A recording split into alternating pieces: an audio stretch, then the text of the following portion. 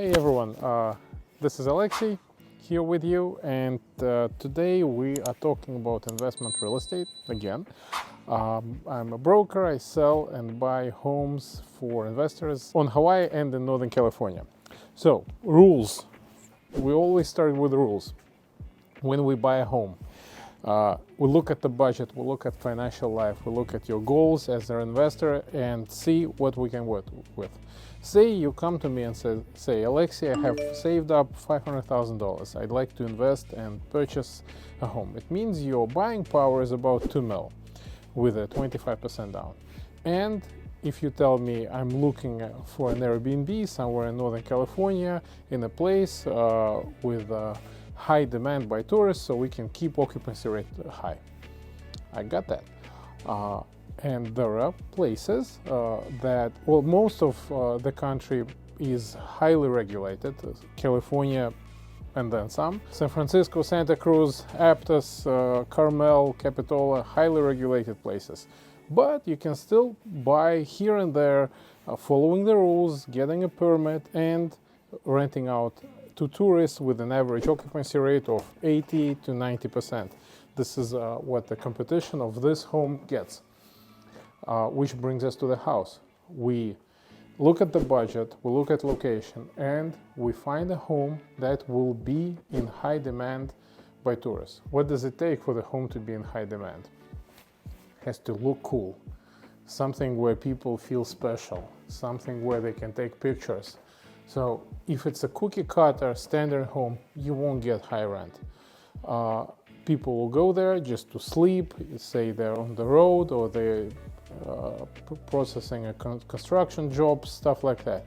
A home like this, although it is brand new, almost brand new, it was built in 2009, look at all the little details and touches that owners integrated. You have the split level construction. You have a kitchen over there, master bedroom over there with vintage looking windows that allow for the light to come in. Broken ceiling with different paints, they're all coated in different colors. Little things like that make it special. And when we analyze a home, we have a paid subscription, we buy analytics, we look at competition, what their daily rate is, what their average occupancy rate is, and we know for a fact that this particular home can generate anywhere between $700, $800, $900 a night with an occupancy rate up to 90%. Why? Here is why. Look at this oven. It's fantastic. Imagine you're a tourist, you come in, you stay by the beach. We're 10 minutes away, walking distance from the beach. You can hear the ocean in the front yard and in the bedrooms when the windows are open. So if we're looking for a home, it has to be cool. It has to have attractive features. For example, this house. If we convince the sellers to leave,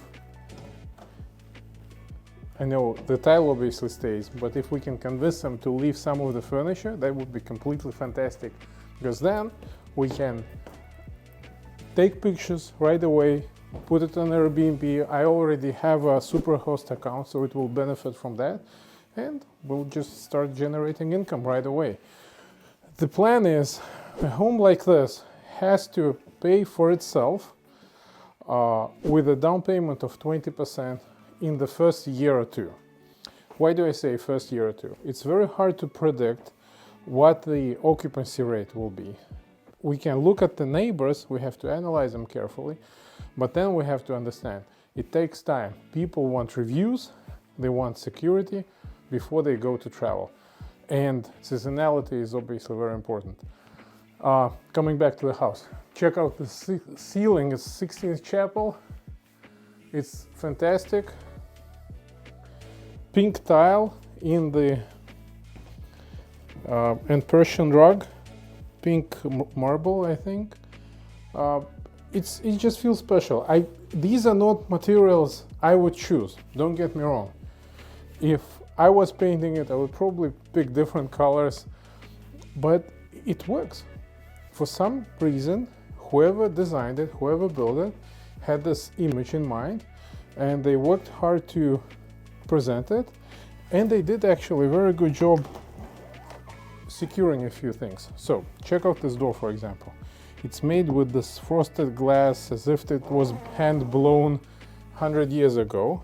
But then you open the door and you are behind a modern one with a plastic frame to prevent that one from being damaged by humidity.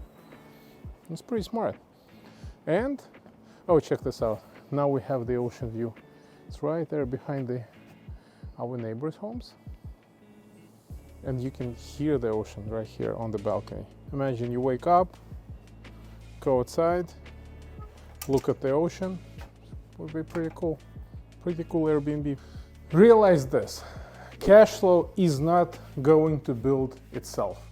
You have to save money for the down payment, borrow. As the minute you have saved up enough, which I think starts at around $200,000, the more the better, you can start investing. You can start investing, you can buy an Airbnb, a long-term rental, you can manage it yourself, you can hire somebody like me to help you. It doesn't matter. I urge everybody who's watching this video, start investing in real estate. It gives cash flow, which generates financial freedom that you otherwise would never get.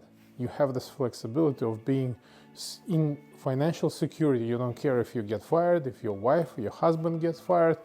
It doesn't matter, because you have that income that will cover your living expenses, and you build it someplace at dollar per dollar, $100, $1,000. At some point in time, it will be enough to cover your living expenses and then some.